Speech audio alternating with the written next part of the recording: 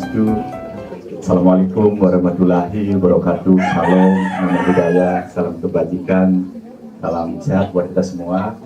Pertama-tama yang sangat-sangat kami hormati penglingsir keluarga Duki, Pak Made Suwarte, Pak Noman Armade, Pak Semeton Transami, Pak Terkaryase, Pak Made, Sarang Sami, dan Presiden Janyarte Sikiswang, Bapak Ibu yang sudah hadir, terima kasih banyak karena sudah berkenan hadir dalam acara jalinan kasih kami dari PT Ratu Ocean Royal Bali, berkolaborasi juga dengan Pak Wayan Ardike selaku tokoh pariwisata Bali. Sebelum saya melanjutkan sedikit, izinkan saya memperkenalkan diri. Nama lengkap saya Ineng Hayasa Adi Susanto, biasa dipanggil Adi. Kalau asli saya dari Desa Bubuk, Karangasem. Saya tinggal di Denpasar sudah 25 tahun, berKTP Denpasar. Nah, yang sedikit cerita PT Ratu Ocean Royal Bali ini apa sih sebenarnya, sehingga Bapak Ibu nanti lebih mengenal, karena di brosur juga, di tas itu kita ada brosurnya. PT Ratu Ocean Royal Bali ini adalah agen penempatan untuk kapal pesiar. Jadi saya sebelumnya Bapak Ibu dulu pernah kerja juga di kapal pesiar. Tahun 99 sampai 2009 saya kerja di kapal pesiar, tapi sebelumnya saya adalah kerja di hotel dulu. Di Karangasem, Bapak Ibu mungkin tahu kalau daerahnya agak gersang, kita harus mengadu nasib keluar dulu, apalagi keluarga seperti saya yang tidak punya warisan apa-apa di kampung. Saya saudara 10 Bapak Ibu, dan saya nomor 10. Jadi saudara 10, saya nomor 10, tamat SMA, saya tidak bisa kuliah karena tidak punya uang. Orang tua sudah, istilahnya sudah pensiun dari petani, pedagang. Itu yang memberanikan diri saya keluar dulu. Ya, karena kalau saya di rumah tidak ada yang diwariskan, cuman ada tanah 170 meter persegi, tanah pekarangan desa namanya, Pak. Tanah PKD itu tidak ada sertifikatnya. Mau dibawa ke LPD tidak ada, dapat juga uang karena sertifikatnya tidak ada. Itu adalah tanah pemberian desa yang diberikan kepada warga atau desa di sana untuk kita tempati. Jadi saya memberanikan diri, saya keluar dari kampung, kemudian saya kerja di hotel. Kerjanya pun kerja ya karena tidak punya keahlian, skill, ya saya jadi satpam Bapak Ibu. Jadi saya jadi satpam, kemudian di Candidase 10 bulan, saya pindah ke Lovina selama kurang lebih 2 tahun. Nah, setelah itu saya memberanikan diri merantau ke Nusa Dua. Jadi tahun 96 saya sudah ada di Denpasar. 96 sudah ada di Denpasar. Saya kerja di salah satu hotel namanya Hotel Niko. Hotel Niko itu miliknya keluarganya Pak Harto kebetulan di sana. Jadi hotel salah satunya hotel salah satu hotel besar yang ada di sana. Tetapi saya terus bekerja sambil belajar. Jadi saya kursus, saya mengikuti pelatihan-pelatihan. Singkat cerita, tahun 99 saya memberanikan diri untuk bekerja ke luar negeri. Jadi idenya saya berangkat ke luar negeri karena saya tahu kalau saya kerja jadi satpam aja saya tak akan bisa ngapa-ngapain di rumah. Sehingga saya berangkat ke kapal pesiar kurang lebih 10 tahun, pensiun dari sana tahun 2009. Ya saya bekerja di Bali, di PT Ratu Ocean Royal Bali, kita buka agent. Kemudian saya mendirikan kampus namanya Monak Bali. Jadi kampus Monak Bali itu mencetak sumber daya manusia yang khusus di bidang pariwisata. Jadi ada di 5 kabupaten, kantor pusatnya ada di Dalung, kemudian kita ada di Gianyar, ada di Candidase, kemudian ada di Singaraja, dan terakhir kami bangun di Negara.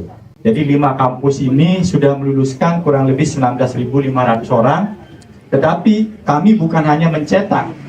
Kalau kami mencetak saja nanti khawatir kami mencetak kemudian mereka nganggur, kan begitu.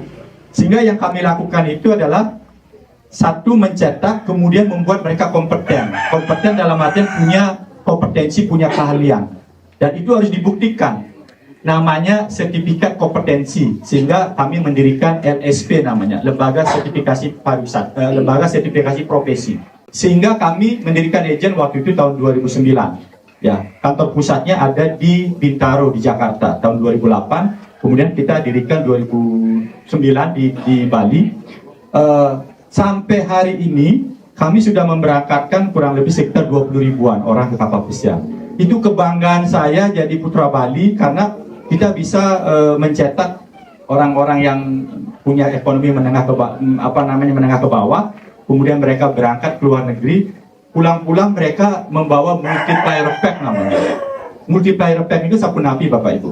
Jadi mereka bawa dolar ke Bali, kemudian mereka membangun rumah untuk orang tuanya, toko bangunan lancar, toko galian C lancar, sopir truk jalan, sembako jalan, karena orang tukang itu kan pasti butuh makan, dia pasti beli beras, pasti beli telur dan lain sebagainya. Ini yang kita maksud multiplier effect, sehingga roda perekonomian itu berjalan dengan baik dan lancar di suatu daerah yang dimana pekerja migran Indonesia khususnya di kapal pesiar itu bekerja, berasal. Jadi ini yang kita sudah lakukan sejak tahun 2009 sampai hari ini, dan itu salah satu bentuk komitmen kami untuk mencetak SDM yang handal dan punya karir. Nah, Benjang Pungkur, siapa tahu nanti ada Bapak Ibu punya keluarga, punya saudara yang mau kerja ke luar negeri, syaratnya mudah sekali Pak. Syaratnya yang penting dia bisa bahasa Inggris dan punya pengalaman minimal setahun. Bagaimana kalau dia tidak pernah misalnya kuliah? Tidak masalah, yang penting dia bisa bahasa Inggris, punya pengalaman setahun di hotel. Ya. Karena contoh dia tidak pernah kuliah, dia hanya ikut kursus, dia bisa ke kapal. Ada orang yang tamatan SMP pernah tidak berangkatkan, karena dia sudah pengalaman di hotel 10 tahun. Berangkat dia, mengadu nasib. Sopir taksi banyak yang berangkatin. Ya. Tukang ojek banyak yang berangkatin. Karena dia sambil ngojek sambil kursus bahasa Inggris. Ya, setelah itu dia cross training di hotel.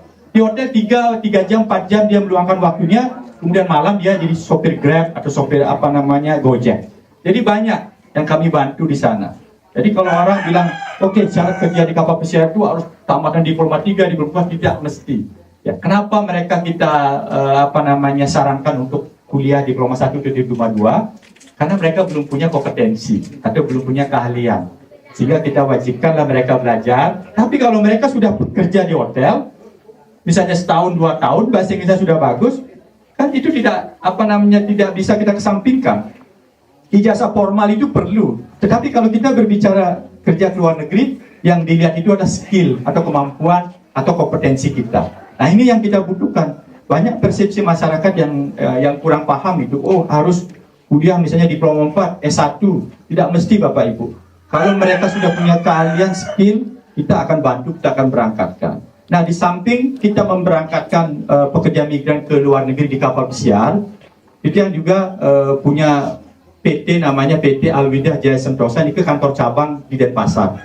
PT Alwida Jaya Sentosa ini kantor pusatnya di Jakarta, kami menempatkan khusus ke darat. Jadi yang kami sudah bantu itu ke Polandia sama ke New Zealand.